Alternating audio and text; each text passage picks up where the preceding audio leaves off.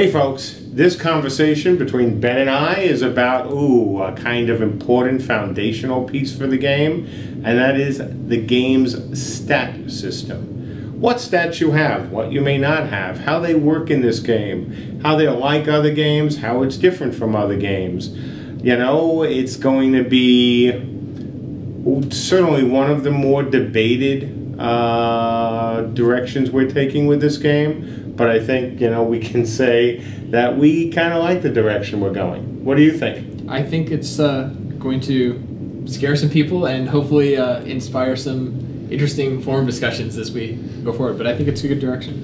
Yeah, I mean, the whole scaring thing is, I don't want to say it will be overestimated, because I'm the one who's, talking about it here as well. But I do think that some people are going to be a little concerned about the direction we're going. And frankly, there's really no reason to be. At least, from my perspective, during the Kickstarter, we talked about how that stats weren't going to be as important in this game, especially when it comes to gear, as in other games. We said that statistics were going to be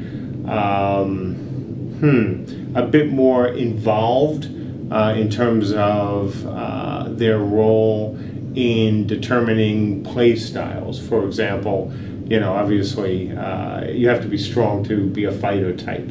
You won't be able to be a weak fighter, in this game. So I don't think it will come as a surprise, but I do think some people will kind of worry about it a little. I think you worried about it a little too. I definitely did. I mean, we're so ingrained with the stat system, fundamentals that are present in most modern MMOs, where certain things mean certain things and certain things work a certain way, and deviating from that, especially greatly deviating from that and going in a different direction, is sort of difficult to come around to. It's something that takes a while to wrap your head around, but once you kind of understand the way that interconnects with the rest of the game that we're trying to make, I think it all works out fairly well. Okay, so let's just start with the basic, overview of the stat system. So first we have the primary stats, then we have the secondary stats, and then the derived stats.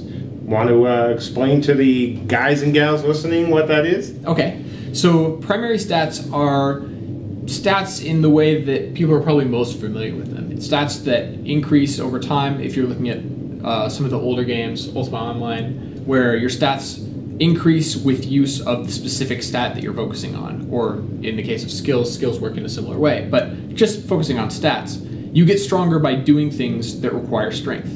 And so that system feeds back onto itself. So if you want to do something that requires more strength, you'd use something that uses and requires strength.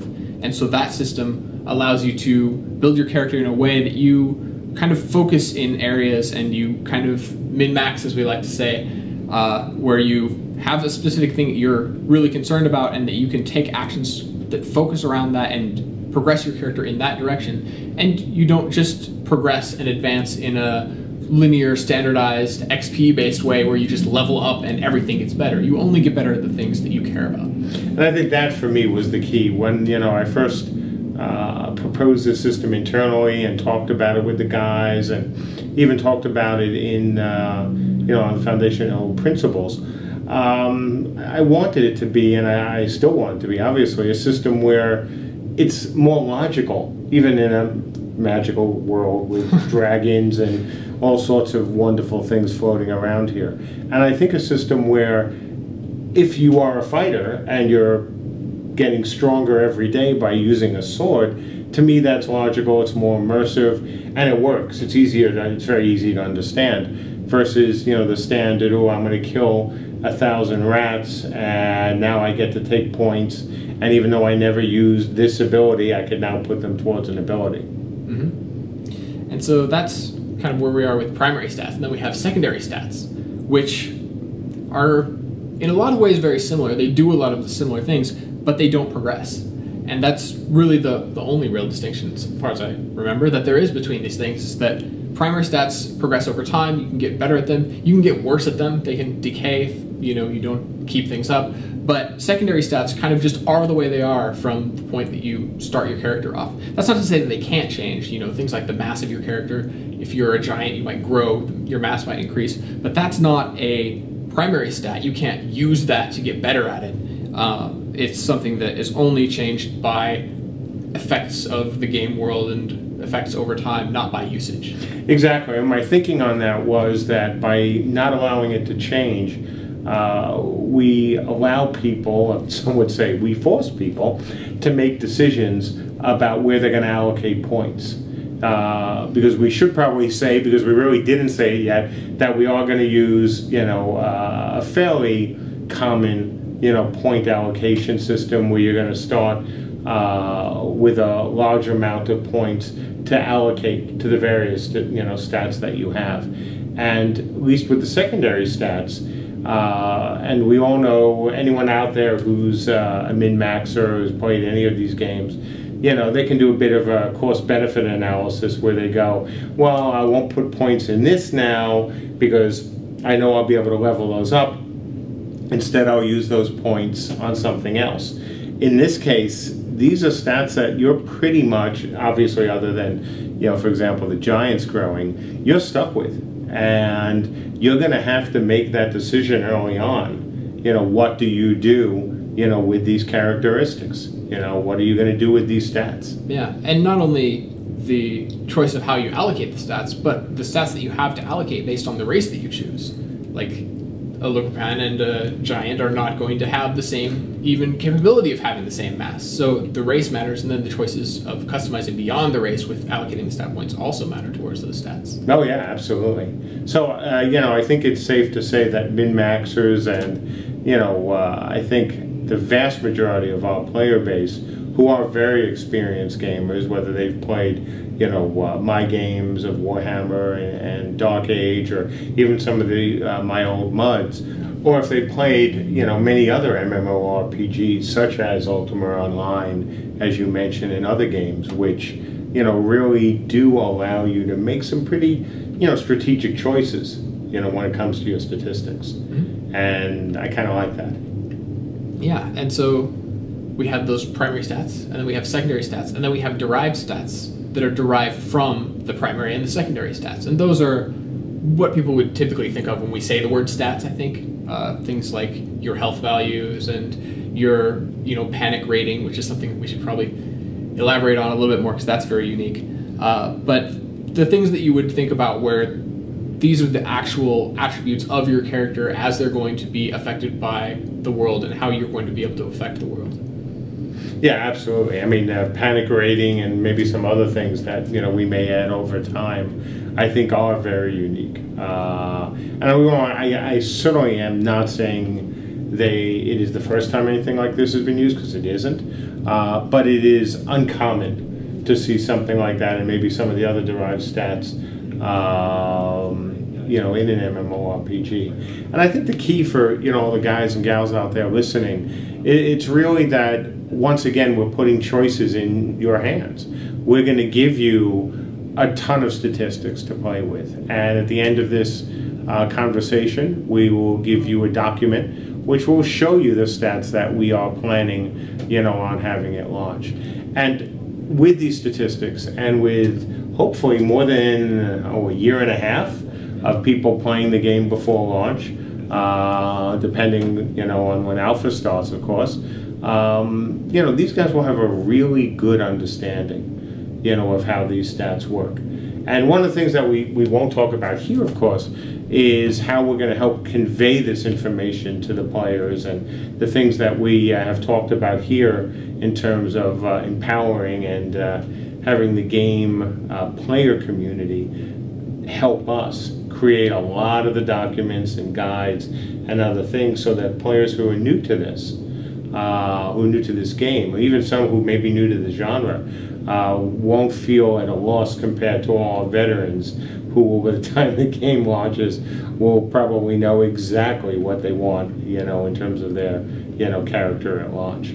Yeah, and that's something that, as most people probably watching this know, that happens with all of these games. People who've played the beta, who've written the guides, who do the YouTube videos, who have the Twitch streams, they're the ones who have all this information. And even in a larger environment where you have teams dedicated to, you know, putting all of this on your website and writing up guides and doing, you know, the strategy guides that are official and everything, most of the real information comes from the players, because they're the ones who really are out there playing the game, spending the most time with it, more than the developers are, who are busy still making the game. And us having the ability to work more closely with the community and to really rely on them more and communicate more directly with them, I think will lead to a better understanding of the information throughout the community and throughout the potential players who are looking at playing this game. And I think one of the other things that probably this is as good a place as any to talk about it, because it really doesn't fit any of the other presentations, is how we're going to not keep this information, you know, from the players certainly during alpha and beta.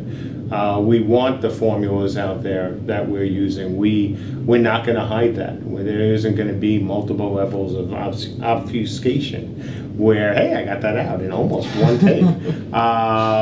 Where, you know, players are going to be, you know, desperately trying to figure things out. No, we want to actually put that information out there so you guys and gals can tell us. It's like, wow, okay, I'm looking at these numbers and they don't seem to make sense. Okay, I'm seeing 40 plus 40 plus 40, and it's coming out to 200. And so, you know, we've been very clear, and Andrew, I know, is also a believer in this, that we don't want to hide that from the players. You know, at launch, it's going to be different. That's when the game starts, and this stuff at that point will probably go away. Obviously, but not on an internal test. But certainly during, you know, internal testing now and alpha and beta, you know, we want the support of our backers, you know, who are looking at the same numbers we are here and going, this just feels right or wrong. Yeah, certainly having the debug modes that we can track more closely exactly what's going on and track down issues, like you said, with the math not coming out right and things not working as we expect, I think is really important. But also we've talked about, too, how we don't want this to be a very convoluted, complicated system where the stats, the way that we're doing this derived stats, where we're taking these numbers and turning them into something that's actually being used, is much more simple and less complicated in the way that those formulas are being derived.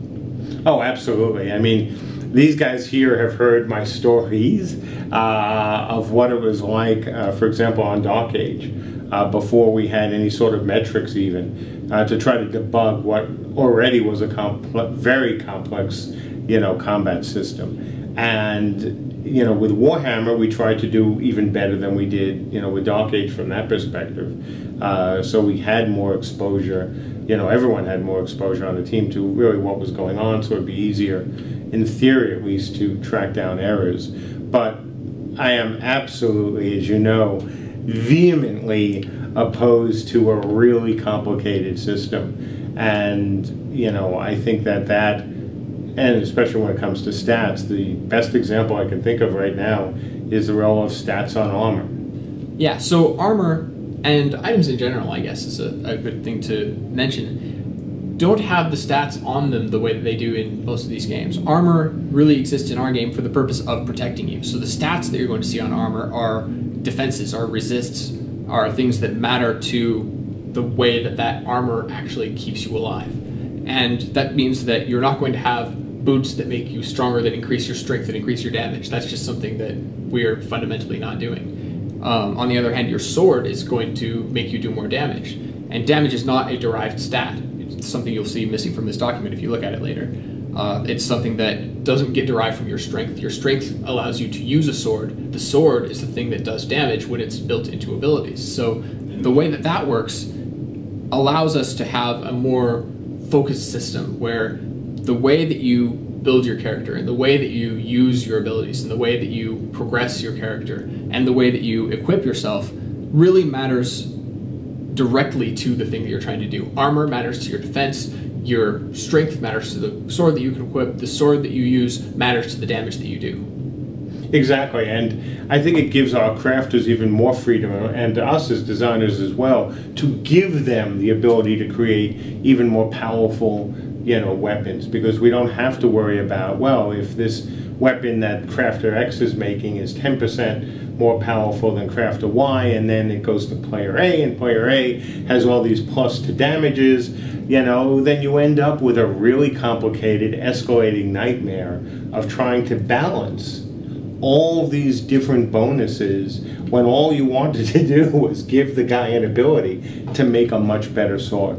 And, we've been very clear with our, crafters as well as our non-crafters that that's where, the cool stuff is coming from. It's not coming from the boots plus the gloves plus, the helmet that give you plus 20 on your damage so you don't have to use as nice of a sword. No, you have to work your strength up. You have to work up other abilities and then find that craftsman to make that really extra special sword for you.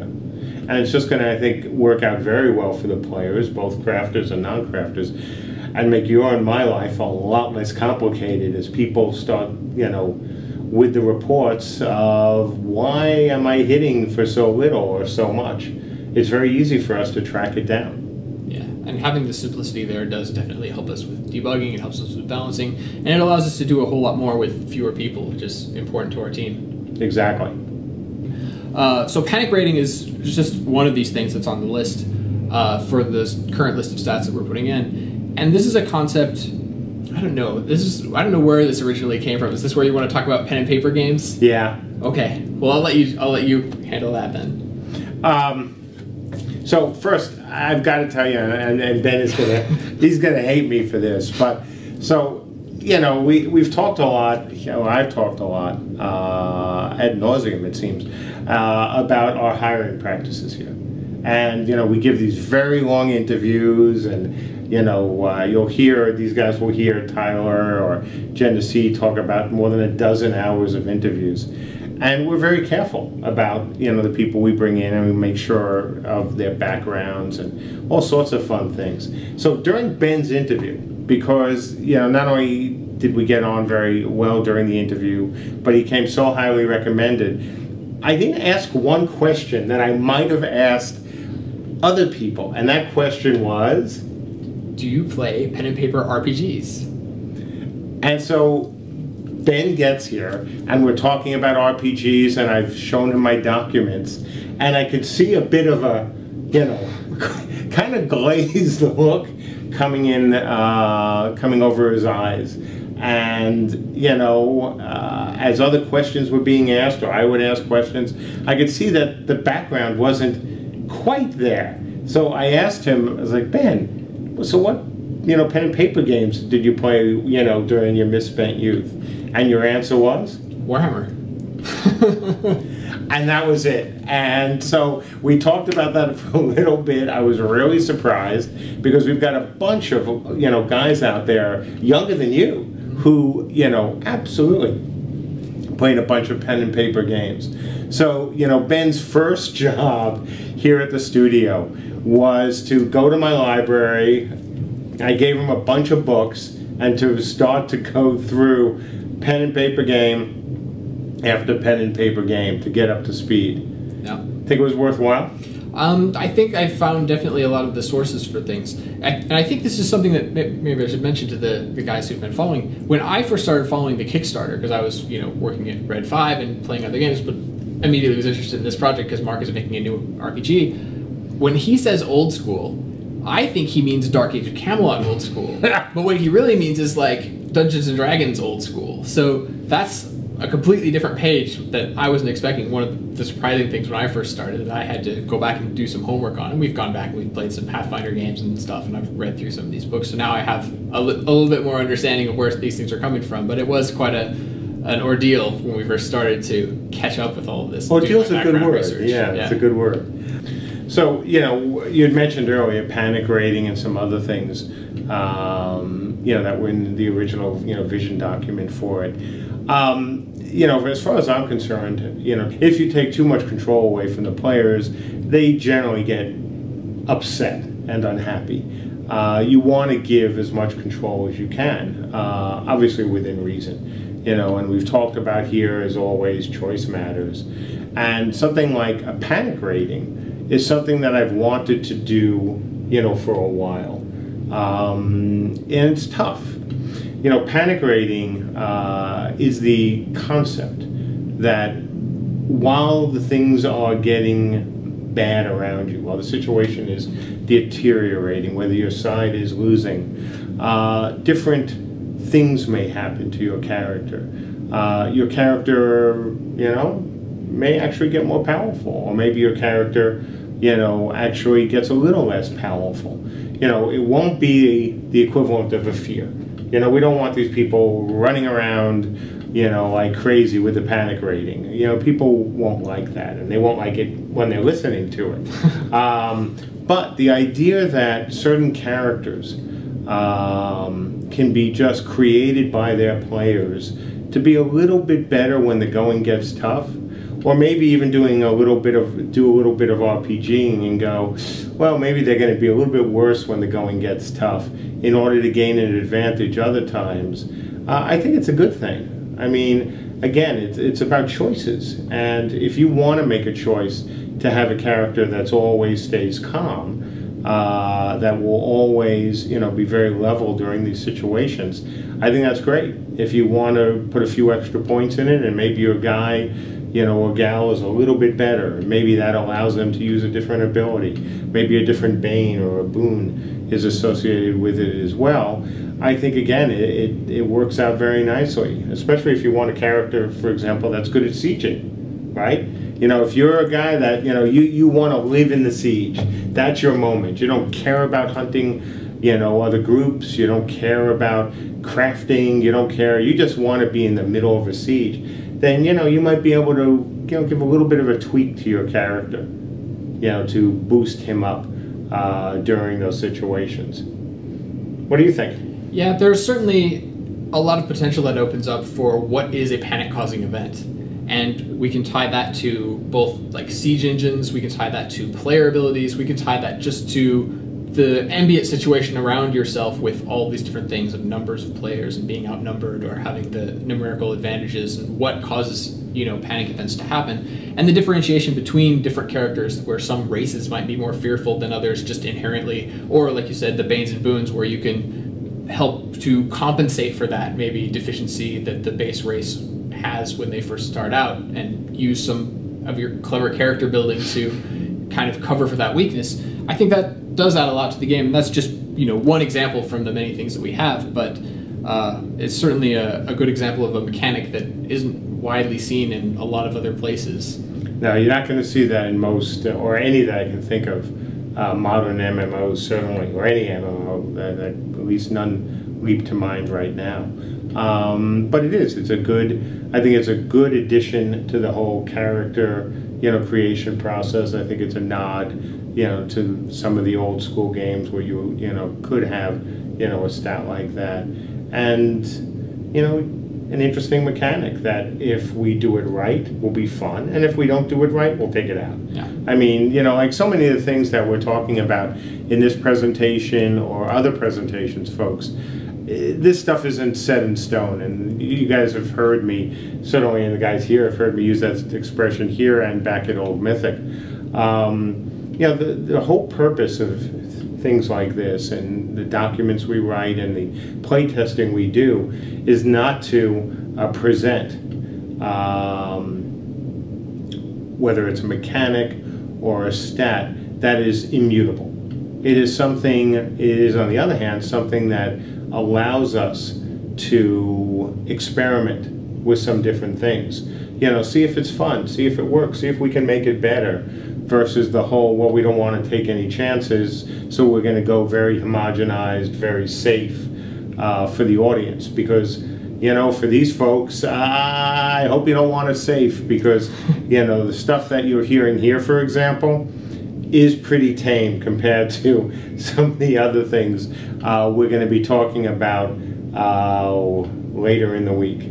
So, we've talked a little bit about, obviously, the stat system. We've laid out the different types of stats.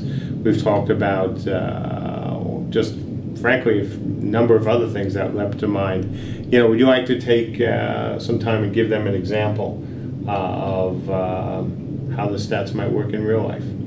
Okay, so we have this concept of the veil, which is this mysterious thing this piercing of the veil event has happened and caused all sorts of chaos and magical things to come forth and happen. And the way that players are going to interact with that is a stat called attunement.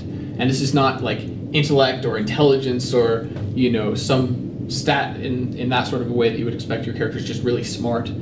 It's an attunement with the veil, and that's what allows characters to draw power from it and actually invoke and create magic. And so that's the primary stat for like a mage type of character. If you're going to have magic, you're going to need to get it from the veil in some way. The other stat that mages are going to have to balance with that is will.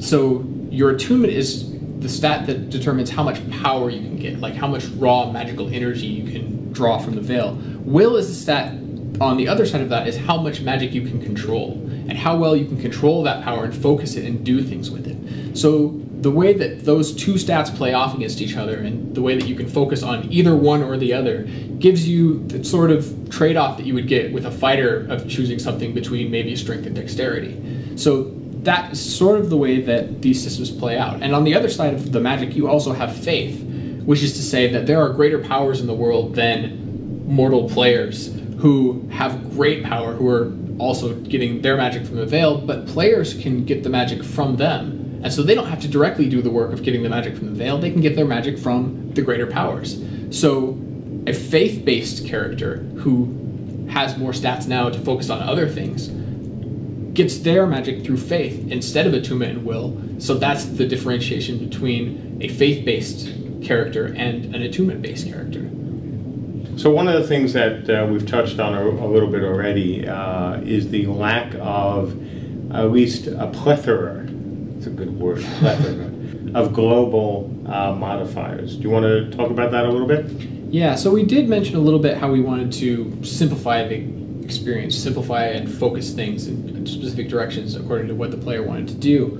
And one of the things that we actually ended up doing a lot was talking about what things we wanted to take away from globally modifying everything. So if we had, say, an attack speed stat, that would affect the speed of everything that you did.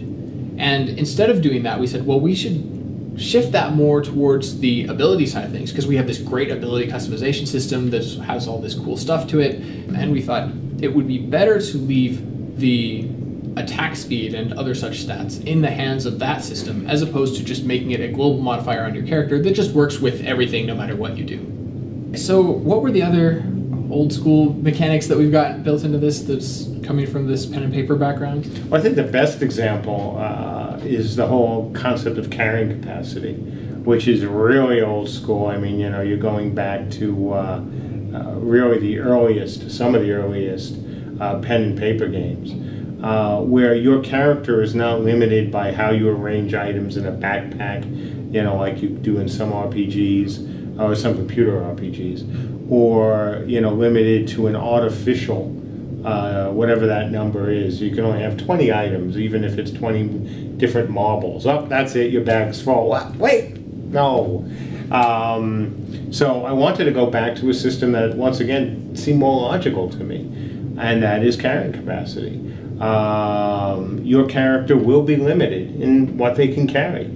And it won't be by necessarily the number of bags you have or backpacks or other things, but by weight.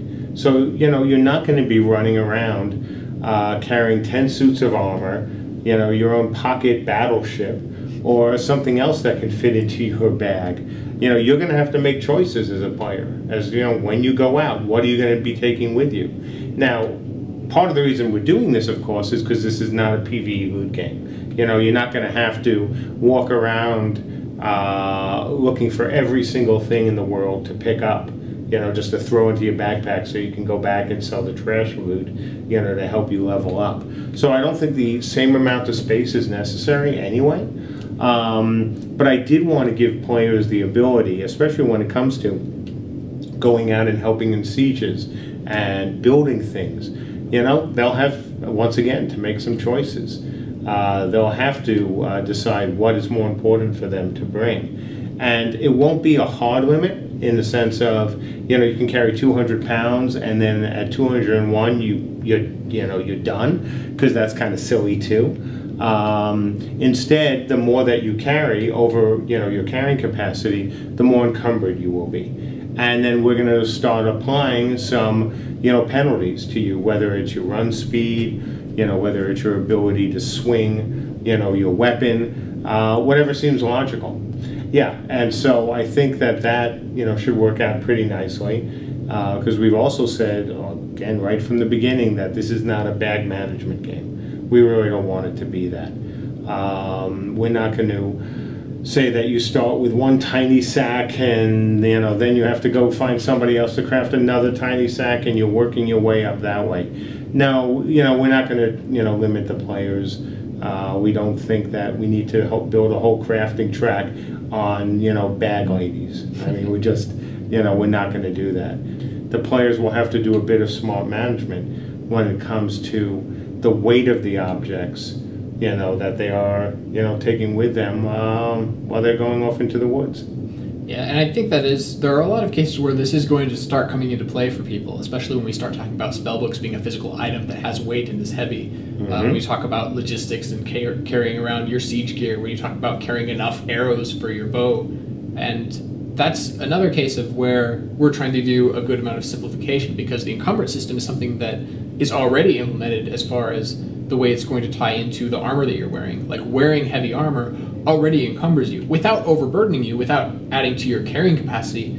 It's already on your character and it's causing encumbrance just because armor is heavy and makes your sword swing slower and makes you move slower and things. But that same system is what's affected by the additional things that you're carrying. So again, one place this is happening. It's not coming from this is slowing you down like this is slowing you down like that, and all of these factors coming together to make an effect where it's being derived from all of these different places and causing a lot of confusion. There's only one thing that you have to worry about, is what is your encumbrance rating, and then a few different things are affecting it, but only one place there's this number that you have to worry about. It'll be very easy for the players to understand. I mean, this is not again a complex or or system that we're going to need to obfuscate.